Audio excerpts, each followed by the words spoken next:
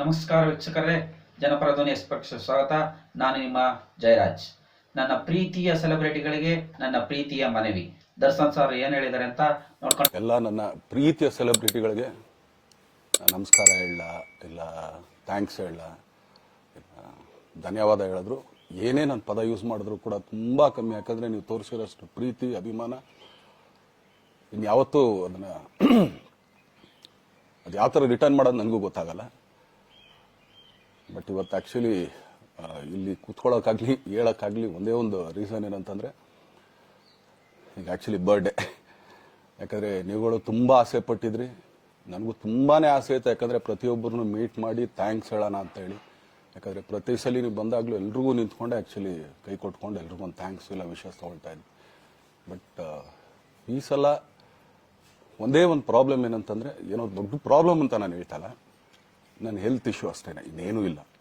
ಯಾಕಂದರೆ ನಾನು ತುಂಬ ಹೊತ್ತು ನಿಂತ್ಕೊಳ್ಳೋಕ್ಕಾಗಲ್ಲ. ಯಾಕಂದರೆ ಏನು ಪ್ರಾಬ್ಲಮ್ ಅಂತ ನಿಮ್ಗಳಿಗೂ ತುಂಬ ಚೆನ್ನಾಗಿ ಗೊತ್ತು.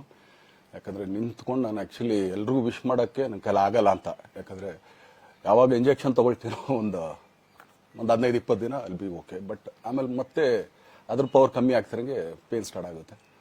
ಸೊ ಆಪ್ರೇಷನ್ ಅನ್ನೋದು ಕಟ್ಟಿಟ್ಟು ಬುತ್ತಿ, ಅದು ಎಲ್ರಿಗೂ ಗೊತ್ತು, ನನಗೂ ಗೊತ್ತಿಲ್ಲ. ಸೊ ಅದಂತೂ ಮಾಡಿಸ್ಲೇಬೇಕು ನಾನು.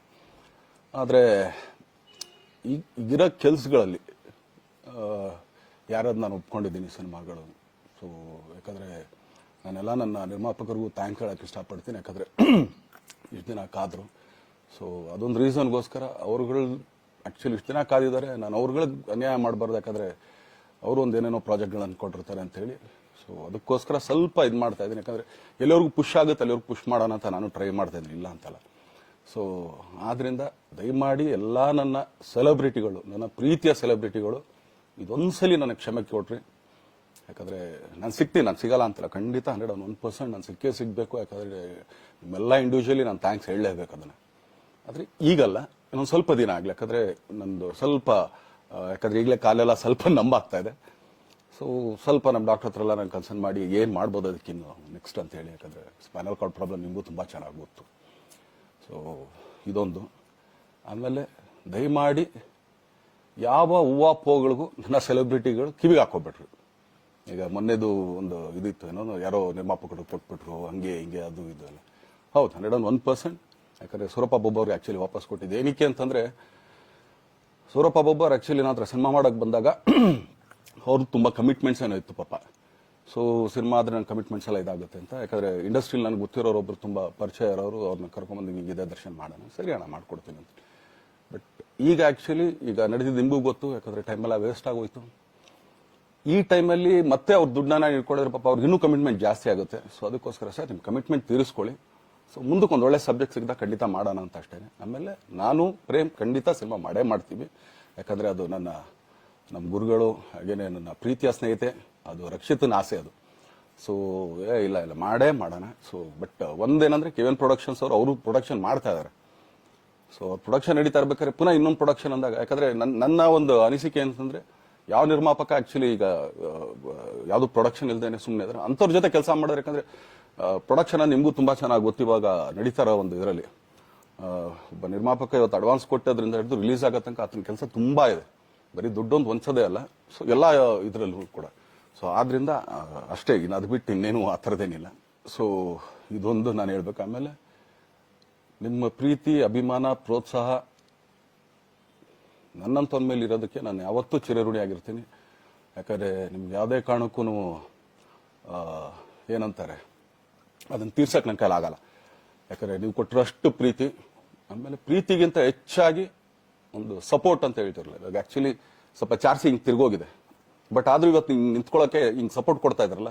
ಸೊ ಅದಕ್ಕೆ ನಾನಾಗಲಿ ನನ್ನನ್ನು ನಂಬ್ಕೊಡೋರು ಎಲ್ಲರೂ ಕೂಡ ನಿಮ್ಗಳಿಗೆ ಚಿರಋಣಿ ಅಂತ ಹೇಳಕ್ಕೆ ಇಷ್ಟಪಡ್ತೀನಿ. ಆಮೇಲೆ ಈ ಮುಖಾಂತರ ನಾನು ಒಂದು 3 ಜನಕ್ಕೆ ತುಂಬಾ ಥ್ಯಾಂಕ್ಸ್ ಹೇಳಬೇಕು. ಎಸ್ಪೆಷಲಿ ನಮ್ಮ ಹೀರೋ ಧನ್ವೀರ್ ಅವ್ರಿಗೆ. ಯಾಕಂದರೆ ಆತ ಪಾಪ ಯಾವಾಗಲೂ ಜೊತೆಲೇ ಇದ್ದು ನಮ್ಮೊಂದು ದೊಡ್ಡ ಬೆನ್ನೆಲುಬು, ಮಾರಲ್ ಸಪೋರ್ಟ್ ಆಗಿದ್ದು. ಸೊ ಧನ್ವೀರ್ ಅವ್ರಿಗೂ ಥ್ಯಾಂಕ್ಸ್.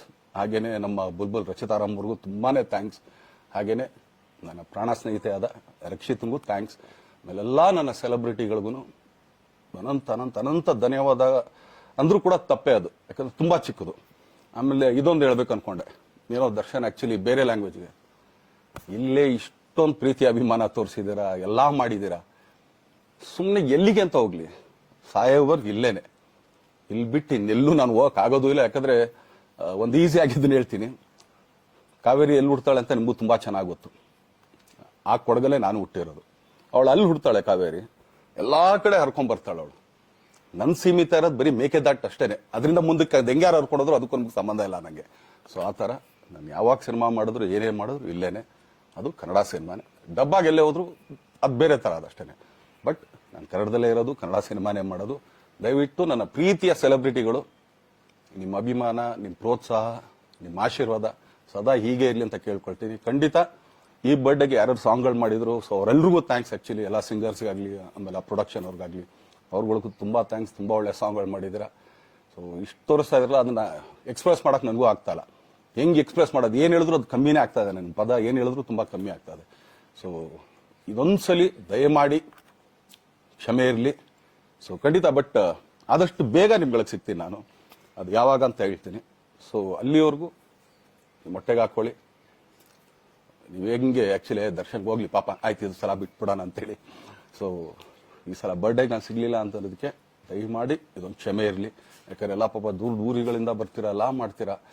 ಸೊ ಬಂದಾಗ ಎಲ್ಲೋ ಒಂದು ಬಿಲ್ಡಿಂಗ್ ಮೇಲೆ ನಿಂತ್ಕೊಂಡು ನಾನು ಸುಮ್ಮನೆ ಕೈ ವೇ ಮಾಡೋದು ನನಗೆ ಮನ್ಸಿಗೆ ಅದು ಒಪ್ಪಿಗೆ ಆಗಲ್ಲ. ನನಗೇನೆ ಇಷ್ಟ ಆಗಲ್ಲ. ಯಾಕಂದ್ರೆ ಪ್ರತಿ ಸಲ ಕೈ ಕೊಟ್ಟೆ ಎಲ್ರಿಗೂ ಕೂಡ ಸಿಗ್ತಾ ಇದ್ದಿದ್ದು ನಾವು. ಸೊ ಆದ್ರಿಂದ ದಯಮಾಡಿ ಇದೊಂದ್ಸಲಿ ನನ್ನ ಮೇಲೆ ಕ್ಷಮೆ ಇರಲಿ ಅಂತ ಕೇಳ್ಕೊಳ್ತೀನಿ. ಎಲ್ಲ ನನ್ನ ಪ್ರೀತಿಯ ಸೆಲೆಬ್ರಿಟಿಗಳಿಗೆ ತುಂಬಾ ಧನ್ಯವಾದಗಳು.